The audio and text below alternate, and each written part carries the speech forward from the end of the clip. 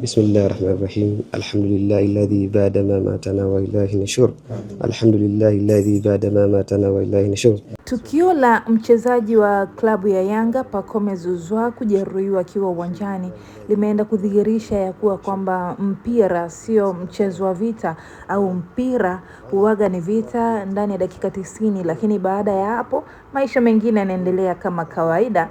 Baada ya mchezaji wa JKT ambaye alimjeruhi jana katika uwanja wa Isamuhyo kwenye mechi ya maamuzi iliyochezwa baina ya JKT Tanzania dhidi ya klabu ya Yanga, katika mechi ambayo imepelekea Yanga kutoa ubingwa wa ligi kuu NBC. Tukio hilo limedhihirika baada ya mchezaji huyo kutoka klabu ya JKT Tanzania kufika akiwa ameongozana na baadhi ya viongozi wa klabu hiyo, lakini pia kukiwa na viongozi wa juu kabisa wa klabu ya Yanga ambao wote kwa pamoja waliweza kufika hospitalini kwa ajili ya kumjulia hali mchezaji Pacome, kujua hali yake jinsi ambavyo inaendelea, lakini pia na kumfanyia dua kidogo ili aweze kutengamaa au ili aweze kurudi katika hali yake ya kawaida baada ya dakika 90 za jana ambazo zilipelekea mchezaji Pacome kupata majeraha ambayo yalipelekea kutoka kabla ya dakika 90 hazijamalizika.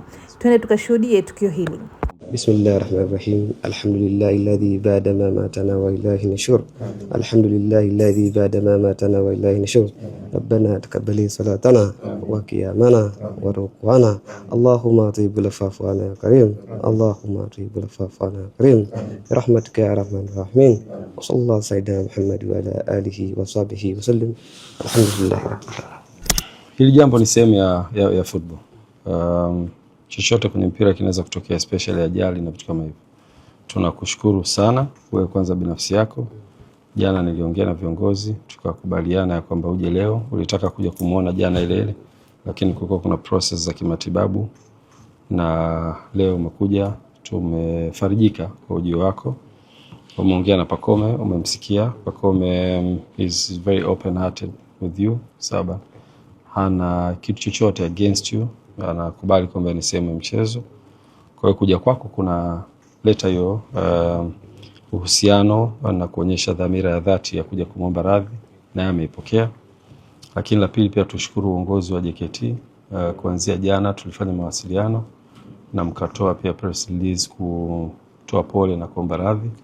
Lakini leo mmekuja CEO pamoja na msemaji wa club, tunawashukuru. Kwa niaba ya Club Young Africans tumepokea pole hizi, na naamini wana michezo wote wanaelewa ajali ni sehemu ya mchezo, na tumelifuta ile jambo officially. Hakuna personal issues hapa, ni sehemu ya football.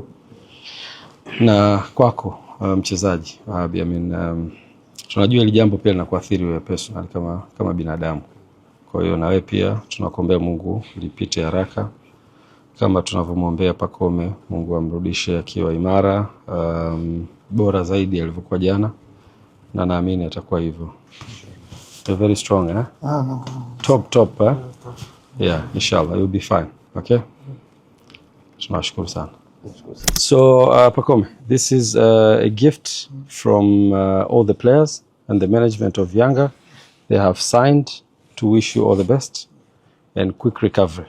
We know that we missed you. You played half of the final game. The other half was not there, but most of the players, they were very sad. Even though we win the trophy, but people were very sad. And they wish you a quick recovery. You have seen this, every player signed on behalf of Yanga, the players, the management, and supporters, Wananchi. Yes. They wish you all the best. Me, I'm so happy with the season the team. Yeah. Difficult season. Difficult. Now it's the trophy. Me, I'm so happy. Very good. I'm come strong. Inshallah. Thank you.